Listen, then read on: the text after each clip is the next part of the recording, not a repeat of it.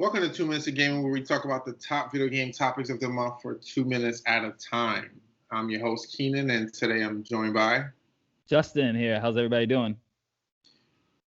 We got a jam-packed show, but guess what? We compressed it. So I know a lot of people have been online watching a lot of E3 this, E3 that. The best thing about this show is that we give you the cliff notes. We give you the synopsis of everything that happened, so you don't have to watch a million videos. And there's no show, Justin, that's going to epitomize that more than this show. Not only are we breaking down E3, but we're also going to combine the Summer Games Festival by Jeff Keighley into this as well. So, again, for those who are watching, when we say things like favorite games of E3 or et cetera, we're kind of bunching those together because they literally were like almost the same week. So exactly. Anyway, we'll start out, Justin. What was your thoughts on E3? Did it live up to the hype? What would you rate it? I had to laugh at that because that's just this E3 was terrible minus Nintendo. This was D for disappointing. That's the grade I'm giving this. This is a D plus, solid D plus. I don't know what Capcom was thinking. I don't even know what happened with Namco's presentation. Take-Two decided to not show any games but do a diversity and inclusion I'm gonna get to that later panel, which made no sense. Xbox did decently. I mean, Microsoft did decently. I would say Microsoft and Nintendo were the highlights here, but everybody else just, I don't know, fell by the wayside. I'm not sure whether it was because of the virus, the pandemic. I don't know. For me, it just was very disappointing. You know, it's funny. I remember I was in college and I had this really, really tough professor, and he said, D plus is not passing. But I'm going to give this Justin a D plus that is passing. And the reason why I want to barely pass it with a 65 or strong 65 was because Nintendo and Microsoft saved the day. If it wasn't for those two conferences, it would have been trash. Now, in the past, we've had people not be at E3, but they would be at E3 and they would have, a show like up the street or the same week and things like that. This was not the case with Sony, and Sony was really, really missed. On top of that, Justin, there was a ton of mediocre games, which again I'll get into later. But it was just a bunch of it was like maybe I'll buy that when it's on sale. You know what I'm saying? And there wasn't many games I was just like, oh my god! And we're gonna talk about our favorites next, but it was kind of like Christmas when you expect, like when you're a little kid and you expect all these gifts, and then you wind up getting like the cheap toys in the hood, like instead of getting like the real like wrestling toys, you get the fake ones that are not WWF. Anyway, true. I'm talking about my childhood, but that's another story. So on a positive note, Justin, there were some games that we texted about and we were actually really excited about. So Justin, what were some of your favorite games from this E3? The return of Fatal Frame, number one for me as a horror fan, and this is I've said this on the show countless times. Fatal Frame is my favorite horror franchise. Yep. Period.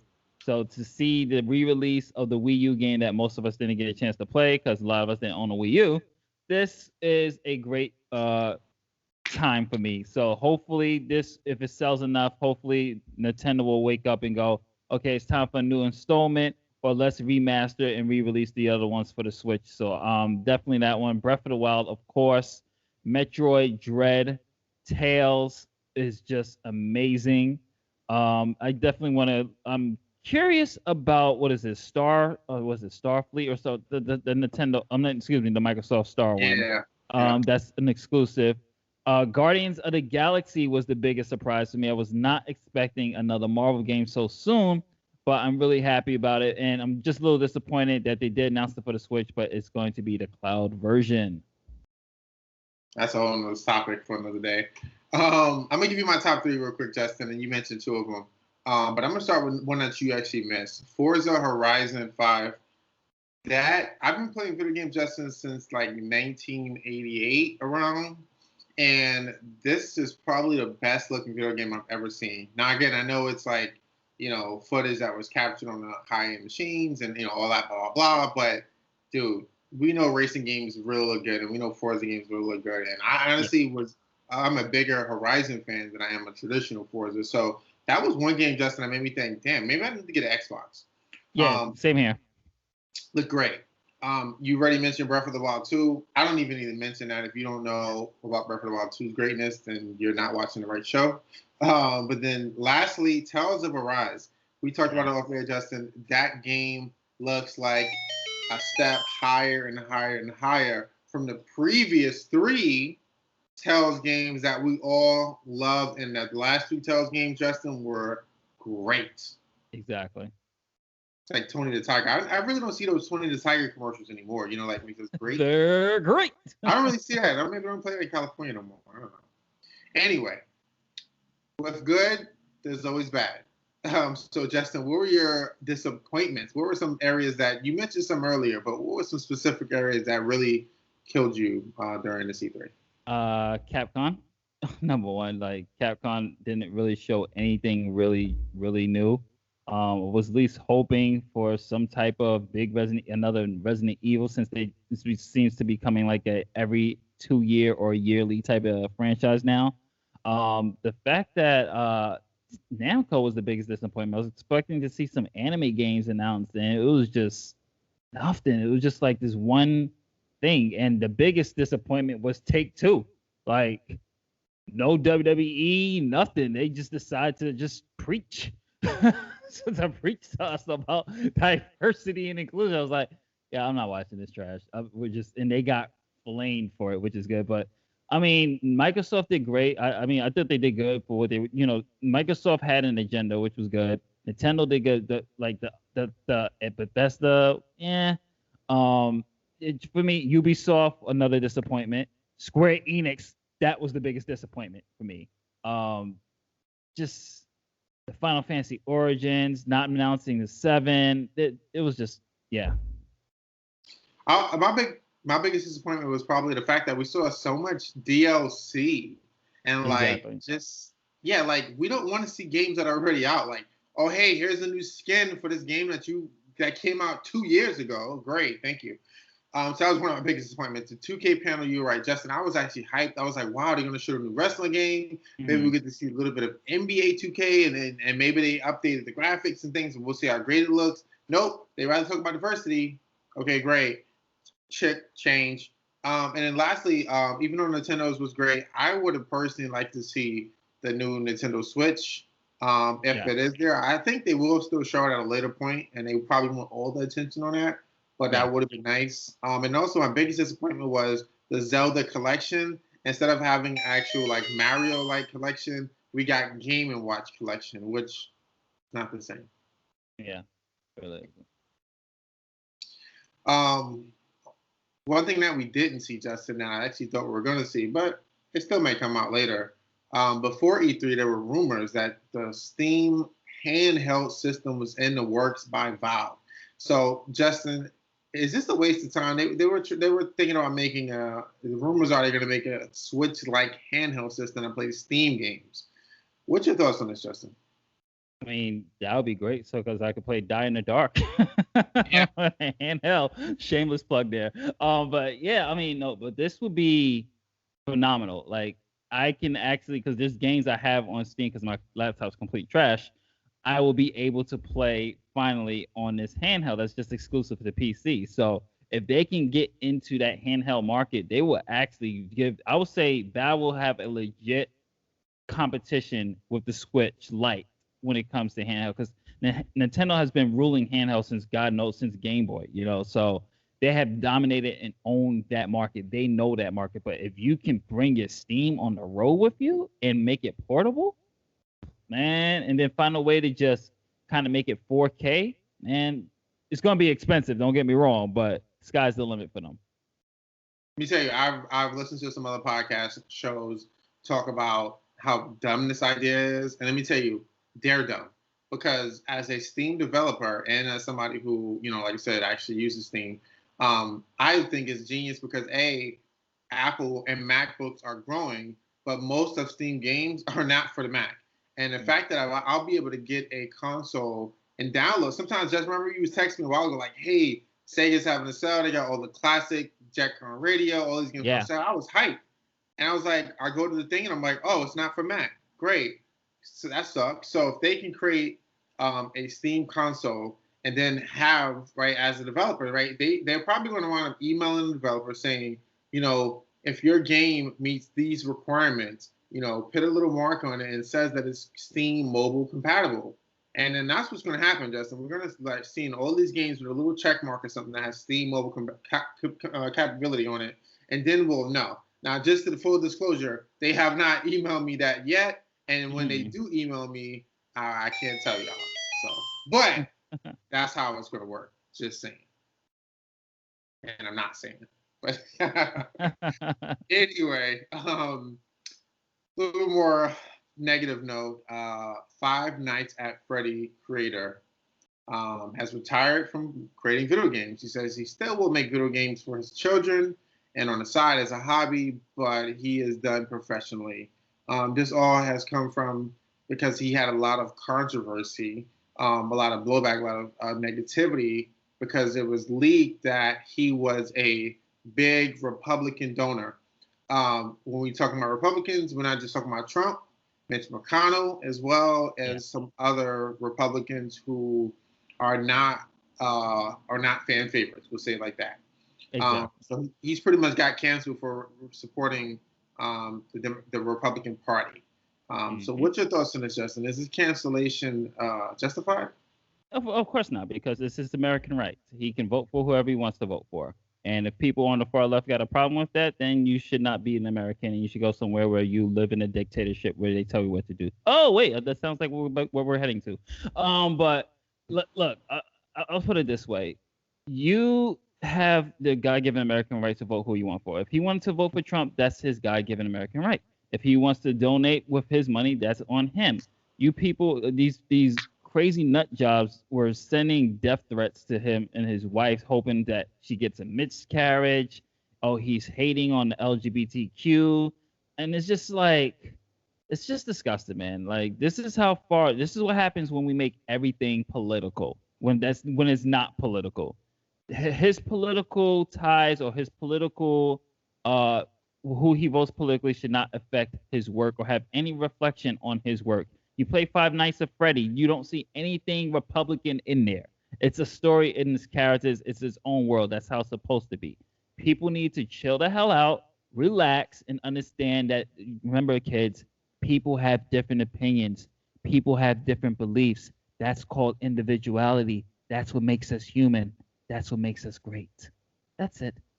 And that's what makes us American as well. You know, the funny thing, Justin, is that a lot of these people that are advocating to cancel and ruin lives are the same people that they're fighting against, right? So, for instance, you know, you had an old school America, you know, full of KKK, full of, you know, blonde hair, blue eyes, you know, male chauvinists, you know, all of that, right? And they were only, that culture back then was only accepting things like them, right? White, Christian, you know, blue eyes, blonde hair. If you weren't that, you weren't popping, right? Exactly. And they rule things, right? And so now you have a culture that's attacking that culture, which is right. But what they're doing is they're doing the exact same thing. Now, when they got the power, they're saying that if you don't agree with us, you're done. Exactly. Think about it, Justin. It's really the same thing. It is. But it's two different sides of the same coin. Pretty much. That's what it is. They don't see their own hypocrisy. So I'm just saying, people, y'all can, you know, we don't get a lot of comments, but I bet you one day we will, Justin, if we keep talking like this. But y'all can leave comments if y'all want, but it's just something to think about. We shouldn't be canceling and attacking each other because we don't have the same beliefs. We'll be Uncle Tom soon enough. It's like, they'll label us Uncle Tom soon enough, bro. I'll say this real quick. It's kind of like the whole like Chick-fil-A thing, right? Like, you know, I just had Chick-fil-A and people were mad at me and whatever. And it's like, that's their religious beliefs. That's between them and God. They have religious beliefs. Now, if your religious beliefs don't match their religious beliefs, that doesn't mean you should cancel them.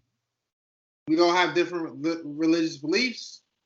Should we cancel each other? Because you're Pentecostal and I'm Baptist, or you're Jewish and I'm Catholic. Like what? And that's exactly what's happening nowadays. But anyway, I'm Yeah, done. yeah, we're done. Back to the fun shit. For those who don't know, our last round is a freestyle round, and we kind of just open up the round and talk about video game topics. So, Justin, what you been playing? What's been going on in your world? I have to praise Song of Horror. This is a fixed camera angle horror game that has the same style of a Resident Evil and Silent Hill. It's a ghost horror story.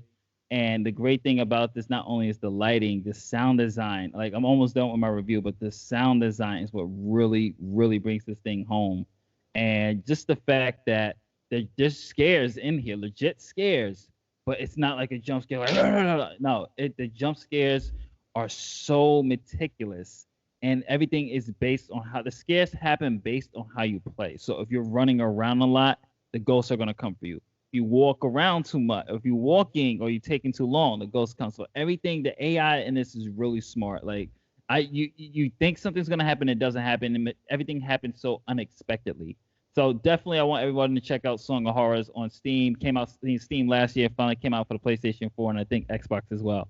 It's $40, but it is hell worth it. I'm actually gonna try streaming this one on every Friday starting next month on the Tacos and Geeks Twitch. So it's gonna be very very fun for me to just go in that element and to just see how it is. But Song of Horror, still playing Wrestling Empire. Kudos to MDDK. He is just constantly putting more content and more cutscenes in the career mode. It's really, really good. And finally, what else I'm playing? I finally beat Mass Effect. Nice. Beat the entire trilogy. Probably one of the greats. It definitely is worth all the praise. I like part three. Part three is my favorite. I really don't understand the hate the ending got all those years ago. I thought the ending was very satisfying. It was brilliant. I thought it worked very well for the story that they want to tell. A little hint, I think, at part four, if they ever decide to do it. So, Or you need to play Andromeda. Yeah, or Andromeda. But I really did enjoy it. So that's all I've been playing, and I'm gonna pass it to you, Keenan. Yeah, I'm gonna piggyback right off that. I mean, I'm well behind you as far as Mass Effect. I'm only up to part 2. I beat part 1, and you're right, Justin. Like I said, really enjoying part 1 more than I really enjoy part 1 more than part 2 so far. It feels like a different game, but it's still great. It still has a lot of depth. Mass Effect 2 did a lot of things that Mass Effect 1 didn't do right, as far as like UI and actually like holding your hand a little bit more as guiding you throughout the game. Mass Effect 1, and I felt like Andromeda kind of just threw you into space. It was like, threw it out, which is good and bad. But Mass Effect has been so good that it actually caused me to buy other remakes like Ninja Gaiden. So I thought to myself, this is the definitive edition of Mass Effect. So when I heard Ninja Gaiden was coming out, I'm thinking to myself, Justin, it's a no-brainer. They're gonna touch up these graphics, remaster it. The menus are going to be better. They're going to just do a lot of little things that's going to make it better. No. The game is actually worse. Oh, wow.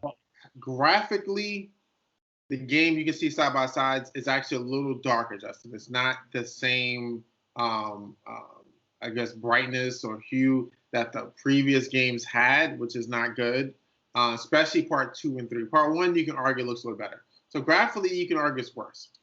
In addition to that, they gave us the Sigma versions. Now, the Sigma versions has new costumes and things like that, but the Sigma version of Ninja Gaiden 2, which is my favorite, I think is the best of the 3, Justin, when you chop somebody's head off, instead of blood coming out, there's a blue orb that comes out. Now, when I was a little kid, we had this game called Mortal Kombat, and everyone wanted to play the Genesis version. Why? Because the Genesis version had blood. People want blood. I have no idea what is wrong with Team Ninja. And for my research, it said that since Itagaki left, that's when they started to edit the blood. So technically, there is blood in Ninja Gaiden 2 Sigma, but it's mostly just on the floor. It's nowhere near as gory, which was cool. So for instance, Justin, you would usually in the game take your sword and cut a guy's arm off, and then the blood would go gushing out everywhere. It was the coolest thing ever, and he'd be holding his arm like, ah. It was like the coolest thing. Now, when you cut his arm off, there's an orb that comes out, and then he's just like, yeah. And that's why I brought Song of Horror when you told me all this. So anyway, people. So hey, you know what? I don't regret it, but I will say I would wait till it's on sale. I bought it for $40. It will be on sale at some point for $20. I think it's worth $20 for 3 games. But yeah.